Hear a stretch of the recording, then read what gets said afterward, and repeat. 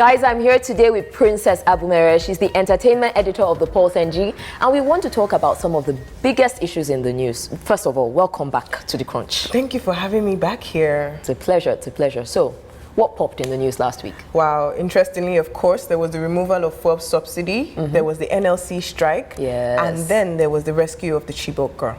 That story blew up on social media, it blew up in the news, and quite a number of people were very unhappy about how that rescue was handled, weren't they?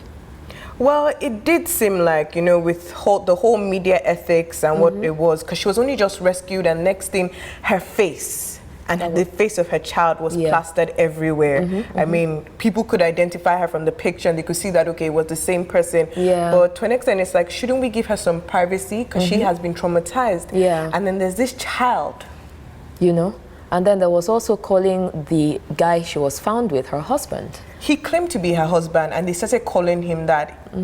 Well, you know, we don't know what she's gone through. We don't know who this guy is exactly, because it is alleged that he's a member of the Boko Haram. Yes.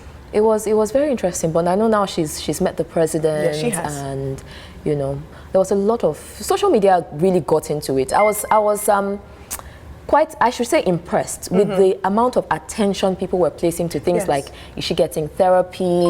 Should she be so exposed? You know, I was quite impressed with that. But it's funny, like, Nigerians have been paying attention to this from the very beginning. Remember 2 years ago with Bring Back Our Girls, before it went international, it was on Nigerian social media. We were pushing it, and they had been talking about it. Even the second year, on the 14th of April, you saw people came out to protest, and people said, you're wasting your time. It's a sham, it's a scam. And look at what has happened now. Yeah, and the federal government is promising that there are going to be more rescues in the coming days, which is something to look forward to. I mean, since beginning of the year, there have been operations in Sambisa Forest, and I mean, they've been collaborating as well with the task force in Cameroon to you know, to get rid of these people, and also to find people who have been abducted by them. Exactly. I'm hoping that she gets the therapy she needs. I hope so too. And I'm also hoping that we can actually use this as a means of setting up a structure for the proper attention. Let's set up our protocols from now, you know? Yes, but what this has also done, it has created awareness about the operations of the Nigerian Army. You know, there's this thing of, you just look at them and just be like, yeah, what are they doing? What are they doing? They just wear their uniforms.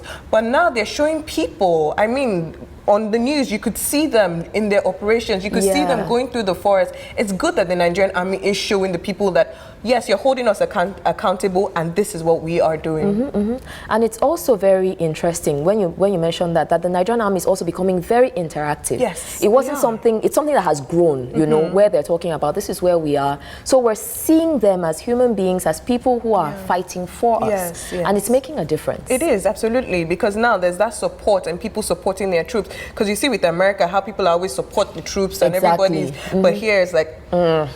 You know? But now, with everything going on and people paying attention and them sharing a bit more information with us, now we're ready to say we support you. Now the NLC strike. Oh, yes. It was not a good one. It was not. That was just very interesting. It just good to show that, you know, we are not together on a lot of things. Like, because yes, it was going to bite the economy and the lot, but there was that rule of, if you don't go to work, no pay. And this is a time where people now need their money. It was very surprising how people generally were just like, they're not really here for that. Banks were open, schools were open, workplaces were open.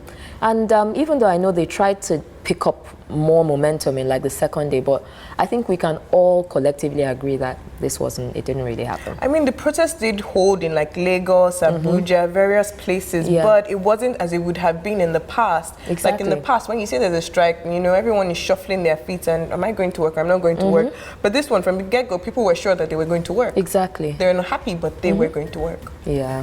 Guys, we have to take a really quick break now. When we get back, we'll be talking a little bit more about the NLC strike. Don't go anywhere.